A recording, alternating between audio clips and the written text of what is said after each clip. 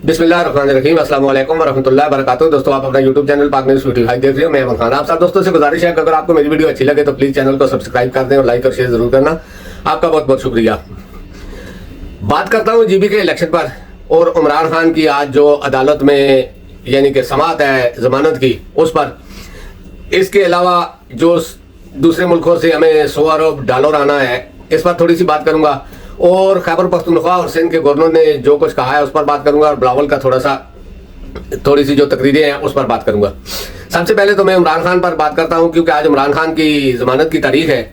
इस केस में तो है कोई नहीं, ये पहले मैं बार बार कह चुका हूं, हर आदमी कह चुका है, यानी कि पूरे पाकिस्तान को क्या दुनिया को मालूम है कि इस केस में कुछ भी नहीं है। अगर जज सही तरीके से बैठे तो आधे घंटे में, पहले तो तोशाखाना, फिर 1 घंटे का केस था ना, ये आधे घंटे से भी कम का केस है। लेकिन अगर बैठे तो, लेकिन नहीं बैठ रहा है, वो भाग रहा है, दम दबा के भाग रहा है। पहले दिन तो बड़ा उसने बाजू शोल्डर ऐसे करके कहा था कि मैं दल्ला आवर नहीं हूं, मैं बल्ला आवर हूं। और आज पता नहीं चला कि वो दल्ला आवर से भी ज्यादा दल्ला आवर निकला। तो देखते हैं आज क्या होता है। इंशाल्लाह, उम्मीद है इंशाल्लाह अल्लाह रब्बुल इज्जत से कि वो इमरान खान की जमानत हो जाएगी और इमरान खान जेल से बाहर भी आ जाएंगे। उम्मीद है इंशाल्लाह। जब तक मेरी ये वीडियो आप तक पहुंचेगी, हो सकता है कि इसकी जो समाअत है वो शुरू हो चुकी हो, या फिर खत्म भी हो गई हो, या फिर उस वक्त स्टार्ट हो रही हो। तो कहने का ये मकसद है कि हमारी अदलिया में ऐसे ही जज बैठे हुए हैं, जैसा ये है दल्ला और है, इस तरह के और भी बहुत है। जैसे हाईकोर्ट के चीफ जस्टिस, इस्लामाबाद हाईकोर्ट के चीफ जस्टिस हैं, इस तरह के लोग हैं जिन्होंने पाकिस्तान का नाम रोशन किया हुआ है दुनिया में।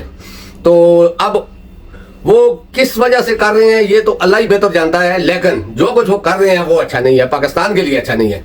देखें, एक शख्स को आप किसी के कहने पर इस तरह के, यानी कि बगैर किसी जुर्म के सजा के तौर पर उसको बगैर वजह के अंदर रखेंगे, तो आप सोचो कि दुनिया में क्या हमारा है जाएगा। और पाकिस्तान में अभी इंडिया के ही बयान, उनके टीवी चैनलों को आप लगा कर देख लो। मैं पाकिस्तानियों को तो देखता ही नहीं हूँ, लेकिन इंडिया के चैनल कभी कभी जो न्यूज देते हैं उनको देख लेता हूँ। उन पर ही आप चेक कर लो वो क्या बयान दे रहे हैं और इंडिया में क्या हो रहा है और पाकिस्तान में क्या हो रहा है। इस तरह की बातें हैं। तो ये बात तो थी इमरान खान की। इंशाल्लाह सब पाकिस्तानियों से गुजारिश है कि दुआ करेंगे अल्लाह पाक हर एक की मुश्किलात खत्म करे, और खास करके पीटीआई के लोगों की, और खास करके इमरान खान के अलावा जो दूसरे लोग हैं उनमें ख्वातीन है, खास करके उनकी मुश्किलात दूर करे, क्योंकि वो भी बगैर किसी वजह के इन अदालतों की वजह से जेलों में रह रही हैं। यानी कि कोई जुर्म नहीं, उनसे कोई कलेशनकोफ नहीं पकड़ी गई, एटम बम नहीं पकड़ा गया और कुछ नहीं पकड़ा गया। सिर्फ एक सियासी जलसा जुलूस था, उसमें वो आज तक वो अंदर है, यानी कि बगैर किसी वजह के। तो देखिए आगे क्या होता है, क्योंकि पाकिस्तान का कानून तो ऐसा है ना कि अरशद शरीफ को कत्ल करवाया गया केनिया में, और उसकी बीवी के खिलाफ पाकिस्तान में वारंट बीवी के खिलाफ जारी हो रहे हैं, नाकाबिल जमानत वारंट गिरफ्तारी। चाहे वो पेशी पर नहीं आ रही है या इस तरह का, तो ये तो नहीं है कि उनके वारंट जज निकाल दे। जज में बस यही चीज है कि वो किसी के भी वारंट निकाल सकते हैं बगैर किसी तुक के। ये कानून है, ये तो बेगैरती है, कानून तो नहीं है। एक औरत का शौहर कत्ल करवाया गया, उस औरत को आप बुलवा रहे हो वारंट के जरिए। ऐसा ही कानून है पाकिस्तान में। तो अब मैं बात करता हूं, थोड़ी सी पहले तो बात करूंगा जरा जो पाकिस्तान में $100 अरब आने हैं, किस तरह आने हैं। क्या कोई ऑफिशियल स्टेटमेंट आया है, या कोई सरकारी सतह पर किसी ने कहा है, या किसी भी मैन आदमी ने हुकूमत में, चाहे वो चीफ ऑफ आर्मी स्टाफ है, DGI है, या वजीर आजम है, या वजीर खारजा है, या वजीर खजाना है, इनमें से, या वजीर इत्तलात है, इनमें से किसी ने कहा है? नहीं कहा ना। पालतू कुत्ते सिर्फ एक, यानी कि लैंड बनाने के लिए उनको कहा गया है। वो अपने ट्वीट में भी कह रहे हैं, सोशल मीडिया पर भी कह रहे हैं, न्यूज चैनलों में भी बैठकर कह रहे हैं, लेकिन कोई भी सरकारी जो बात होती है वो अभी तक नहीं आई। उसकी वजह यही है कि अभी तक इनका कोई कंफर्म नहीं हुआ है उस पर कि $100 अरब 20 अरब फलां देगा, 20 अरब फलां देगा, 20 अरब फलां देगा। कौन देगा बगैर किसी वजह के? हमारे मामे तो नहीं लगते कि हमें, या जो हमारी जायदाद है हमारे ननिहालों की, वो हमें दे रहे हैं। नहीं, हर आदमी $20 अरब कोई थोड़ी सी चीज नहीं होती। $1 अरब 10 करोड़ डॉलर के लिए शहबाज शरीफ ने उस औरत के पांव के तलवे चाटे, फिर भी नहीं मिला। फिर भी इमरान खान की गारंटी पे वो पैसे मिले हैं।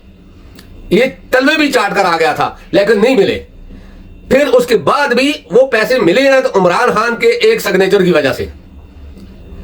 ये कहते हैं बिलावल की और शहबाज शरीफ की जो सफारतकारी है वो नंबर 1 है।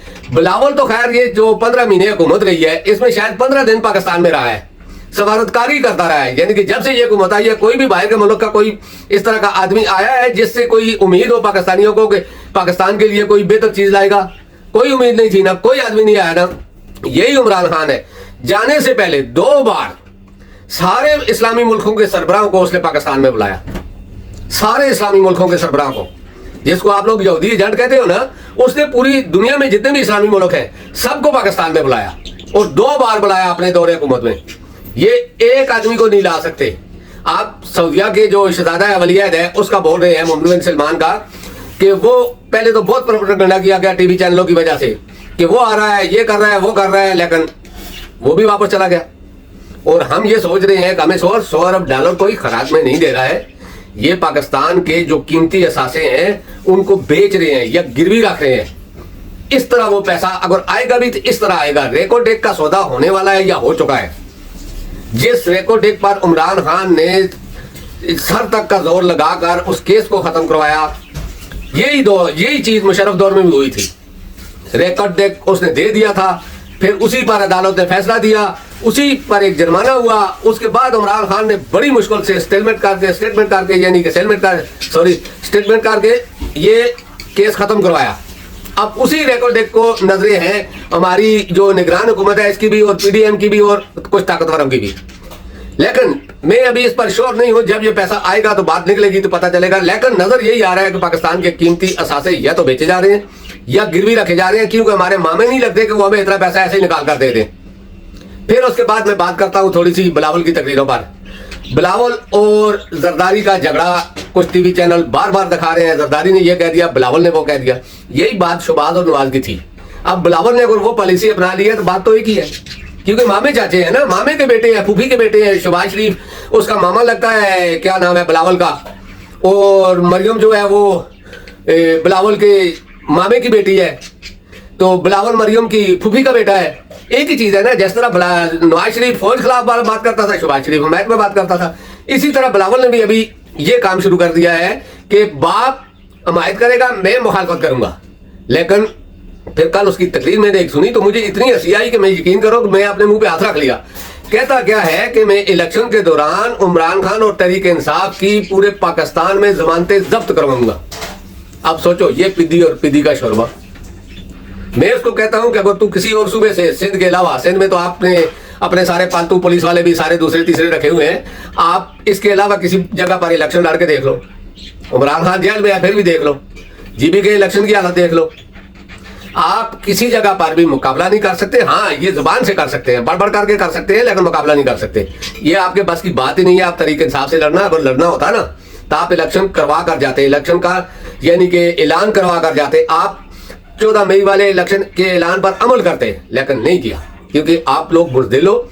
आपको पता है कि पाकिस्तानी इस बार वोट नहीं, जूती से तुम्हारा इस्तेमाल करेंगे। तुम्हारी शक्ल नहीं है, लोगों को पता चल गया तुम लोग कौन हो।